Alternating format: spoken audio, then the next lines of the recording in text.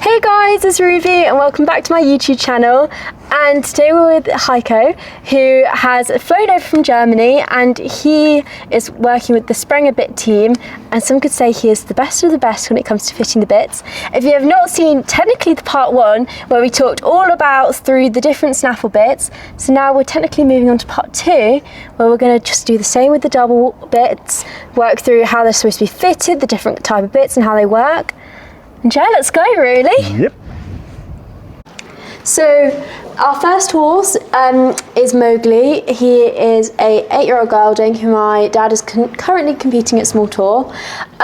He is the FG of the yard, and we're going to start by looking at his anatomical conformation of his mouth and see what Heiko thinks. Yeah, so let's have a look at Mowgli. Hi.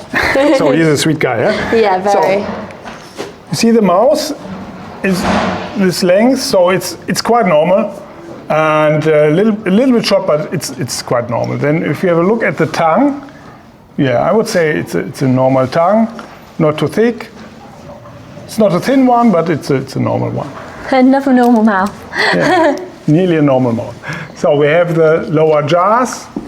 They're fine, smooth and even on both sides. It's also interesting that they could be different from one side to the other. And I recommend to all of you just to test it with your own horses. How would you fit the bits then if it's different both sides? You really cannot do anything against it. Yeah. You just have to keep in mind that the horse can react on the different hands differently because of their lower jaws. Yeah. And you have to take this into account. Yeah. Then we can check the tissue here.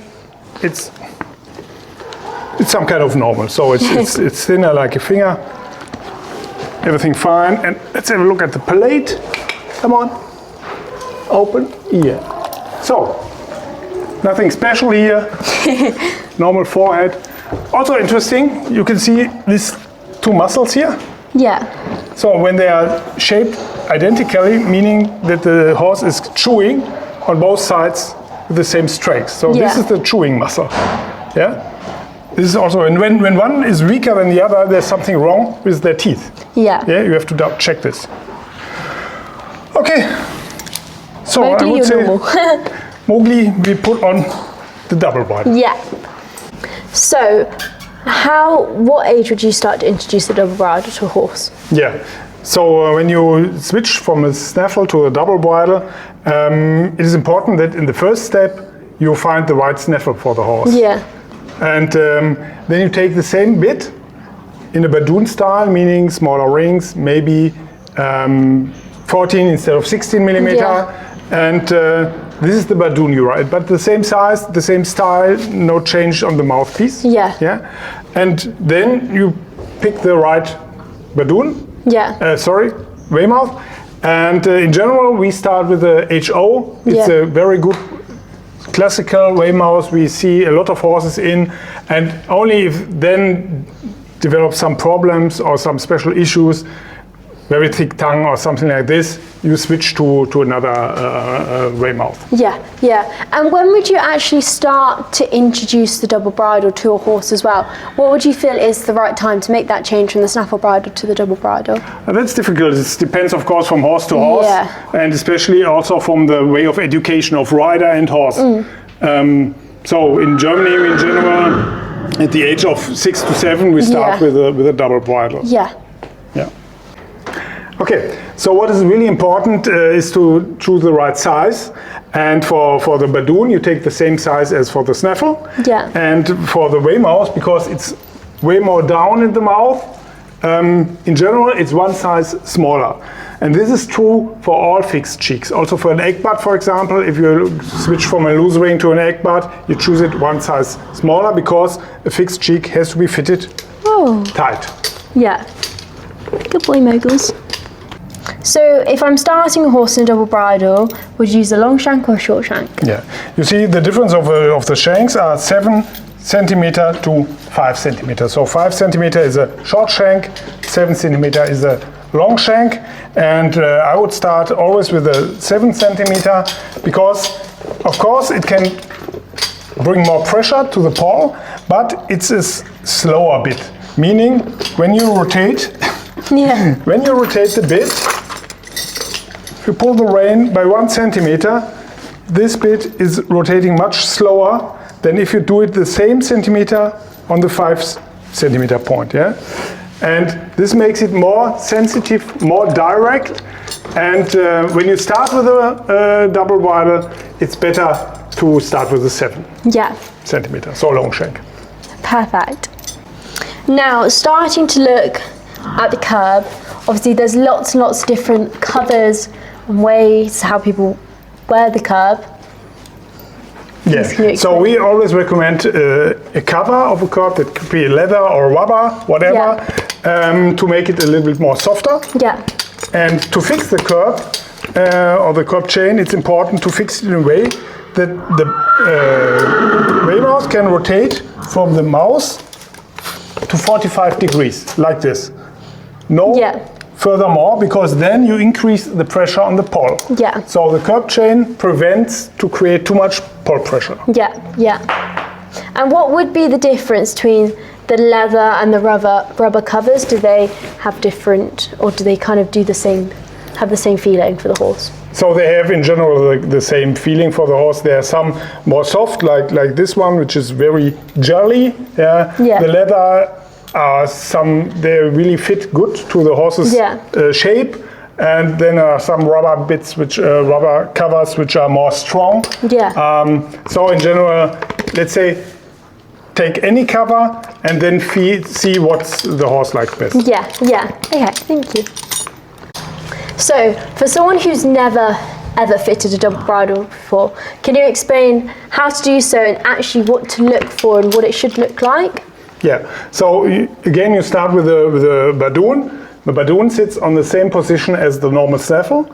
Take in mind, the badoon is fitted on this part, and the rings of a badoon in general are smaller than with the snaffle. So this must be lowered deeper, because with a bigger ring, it sits in this position here. Yeah? And then you fit the weigh mouse in a way that it's more down, and you have to make sure that the two bits don't have contact to each other. Yeah? Hi. And if this is the case, in general, it makes sense to lower the weigh mouse. A lot of people are putting up the badoon, but that's not the right way, because you have to make sure that between the bit and the molars, there's at least one finger. Yeah. And when you pull up the bit higher and higher, you get contact to the teeth. Yeah. And that's not good. Yeah. Now, moving on to sizing and stuff, what should people be looking for? Yeah, so the badoon needs the same size as the snaffle, same size cheeks, same mouthpiece, and as the weigh mouse is lower down the mouth, where the mouth becoming smaller and thinner, in general it's one size smaller, and it's a fixed cheeks, and fixed cheeks has to be fitted tight. So meaning that in general the weigh mouse is one size smaller than the badoon. And we always see it again and again and again that a lot of people are riding with too big bits, neither snaffles nor badoon and weigh mouse. Yeah, so would you say that's the most common problem that you actually see? And definitely. What other kind of common problems do you actually see with people when it comes to the So they try to get distance between the weigh mouth and the badoon, and then lowering, going up the mouth, fixing it higher, but then getting the problem, getting contact with the teeth. Yes. And that's not good for the horse. Yeah. Okay. Now can you show me 3 different types of the weigh? Yes, of course. So this is our so-called HO. This is the absolute top seller in our range of weigh mouths. Yeah. You see, it's going upside into the horse's mouth to give tongue relief. Then we have a tongue port here, and then it's going out again. So it's very comfortable for the horses to take this. And a lot of national, international, world-class Olympic riders are taking this weigh mouse for their horses. When you have a horse with a very thick tongue, we have got the so-called Bemelmanns. So you see, it's following the shape of the horse's mouth, up and down again. And when you have a look from this side, it's bended forward by 30 degrees to give the more relief to the tongue, especially for very thick tongues. Yeah. And the last one is the so-called double contact. When you see from here, or from this side, there is a special area in the middle which is wider than the rest. Yeah. So this gives also pressure relief for the horse, and the horse is pulling down back the tongue, putting the tongue over the bit, or putting the tongue outside one or the other side. Yeah. We have really good results with this bit. Yeah. So, what is this ring for? Yeah, this is some kind of a fun fact. It's from the former days when the bits are used in military. Oh, no. It's the so-called share ring.